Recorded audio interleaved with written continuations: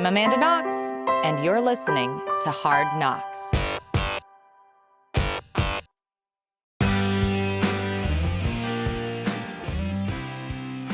"50 words for snow." I am a word nerd.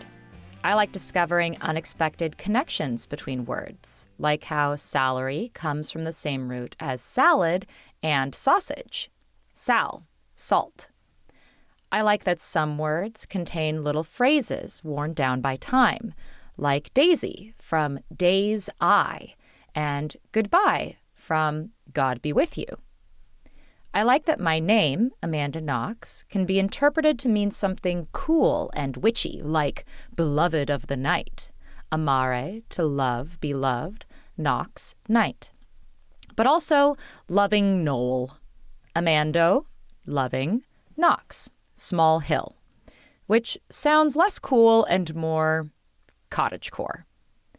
Most of all, I like discovering words that exist in one language but don't exist in others.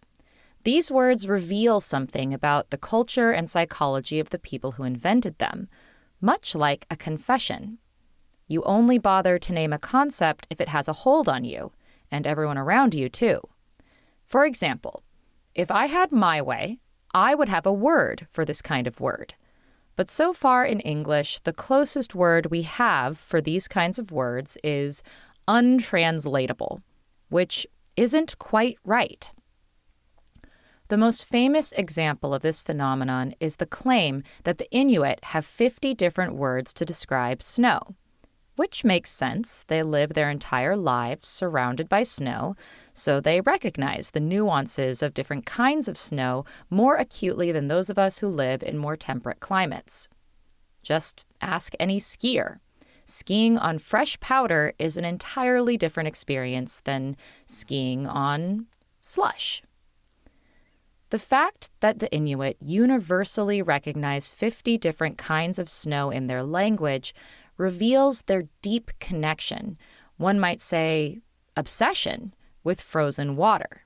Except they don't have 50 different words to describe snow. This is a myth. Ages ago, somebody noticed that a couple of Arctic languages have a few roots for the word snow, and by way of the telephone game, a few became 50, and they have 50 different words for snow became the kind of fact that everyone knows, but which is not actually true. In fact, we have a word for that: factoid.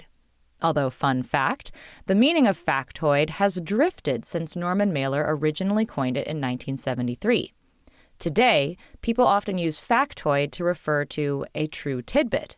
Thus, factoid means both a fake fact and a real, albeit small one, depending on who you are talking to. Words! Every language has examples of untranslatable words, and numerous books, articles, and listicles have been made about them. One of my favorites is the Dictionary of Obscure Sorrows, which doesn't actually catalog real untranslatable words from foreign languages, but invents new untranslatable words for English. Words like annewment, the bittersweetness of having arrived in the future, finally learning the answers to how things turned out, but being unable to tell your past self. And gach, a hollow place in your psyche that can never be filled, a bottomless hunger for more food, praise, attention, affection, joy, sex, money, hours of sunshine, years of life.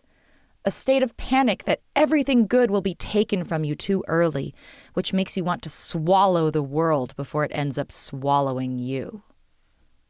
Clearly, by its title and these randomly chosen examples, the Dictionary of Obscure Sorrows is a kind of confession on the part of its author, John Koenig.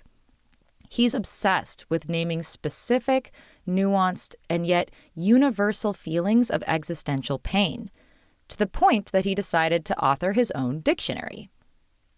So, what do the untranslatable words of other languages reveal about their authors' obsessions? I've intensely studied 3 languages besides English. Japanese I learned the normal way. in school, with a teacher, memorizing grammar, and taking pop quizzes. Japan was also the first place I ever studied abroad, at 14 years old, living with a host family in the suburbs of Kyoto. German I absorbed through my family.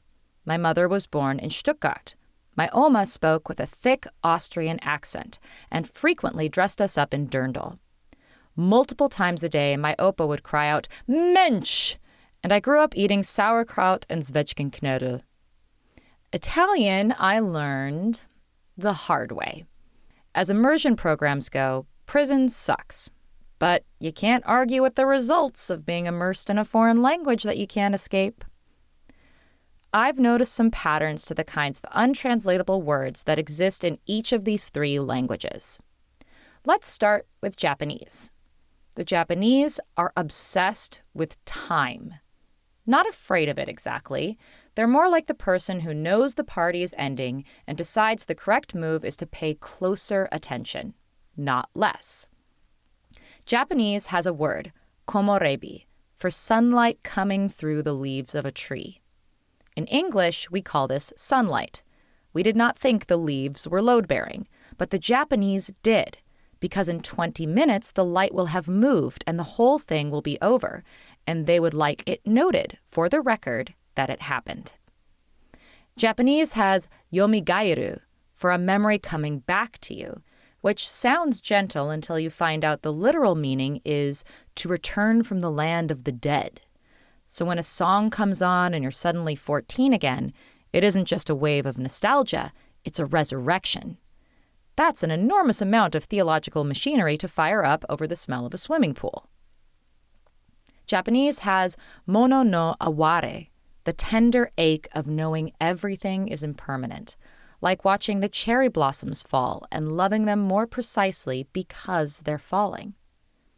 Despite first appearances, the Japanese aren't emo. They are Zen. They decided that the right response to nothing lasting is to notice everything while it's still here. Paying attention, for the Japanese, is a national hobby and a spiritual philosophy. Next, German. German is obsessed with the inside of its own head, much the way the Dictionary of Obscure Sorrows is. For example, Sehnsucht, Sehn, yearning, Sucht, sickness, meaning the intense, wistful yearning or deep emotional longing for something unattainable. Or Weltschmerz, Welt, word, Schmerz, pain, meaning the precise ache of noticing the world isn't as good as the one you picture in your mind. German has Backpfeifengesicht, a face that needs a good slapping. It has Kummerspeck, aka grief bacon, the weight you put on from depressed snacking. It has Schadenfreude, the feeling of pleasure derived from another's pain, as well as Glücksschmerz, the feeling of pain derived from another's pleasure. If I were to play armchair psychologist, I'd say where the Japanese are hyper-aware of impermanence and value presence, Germans are hyper-aware that they are psychologically fucked up and value the strict cataloging of our most base impulses. Finally, Italian, which is another thing entirely. Italian is derived from Latin. Compared to Japanese and German, it is flowery and musical, even Seussian in its almost incessant rhyming and rhythm. Italian is pretty, almost suspiciously so. Italian has sprezzatura, the art of making something difficult look effortless by carefully hiding all the effort. It was coined in 1528 in a manual on how to behave at court, which means Italians have been faking it until they're making it for at least 500 years. Related, there's menefregismo, roughly, I don't give a damnism. It started as the war cry of soldiers who were supposedly cared not whether they lived or died, but now is used to wave off insults as well as responsibility, typically embodied by the guy who doesn't care that his phone is at 2%. As a consequence, Italian has dietrologia, aka behindology, the bone-deep belief that the most apparent and obvious explanation is never the real one, because there's always something hidden behind the version of the story you were handed. It is the dark side of Italy's deep value of loyalty, community, and bella figura, aka beautiful appearance, the virtue of elegance, dignity, and a good reputation. Nothing and no one is what they appear to be. All stories are cover-ups, but you won't catch any Italian screaming conspiracy on top of a soapbox, because that would just look ridiculous. Italians are obsessed with looking good and making it look easy. They are also obsessed with how others are attempting to pull the wool over their eyes. I wish I had known this before I studied abroad. The only thing unequivocally honest in Italian might be the body. Italians practice gestualità, talking with their hands, because perhaps even more than the words you say, your physicality conveys the true meaning of what you mean. Italian also has abbiocco, basically food coma. Sometimes there is no deeper meaning than you simply have to lie down because of the carbohydrates. To recap, if there is a confession each language is making through its own untranslatable words, it might be this. Japanese. The world is ending, so I've decided to enjoy it. German. Dude, I'm seriously fucked up. You too? Italian. I don't believe you. And also, lunch?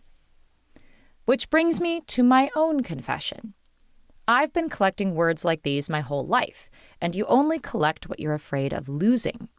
I think what I'm actually after, every time I find a new word, is the proof that someone else got there first. I don't have the Japanese or German or Italian for it yet, but I've spent my whole life looking. How about cototrostezza? Coto, word, trost, comfort, plus ezza, Italian abstract noun suffix, aka word comfortness, the relief of discovering that a feeling you thought was uniquely embarrassingly yours turns out to be so common that some stranger in some other century felt it too, and hard enough to build a whole word around it. A word that says, you are not alone.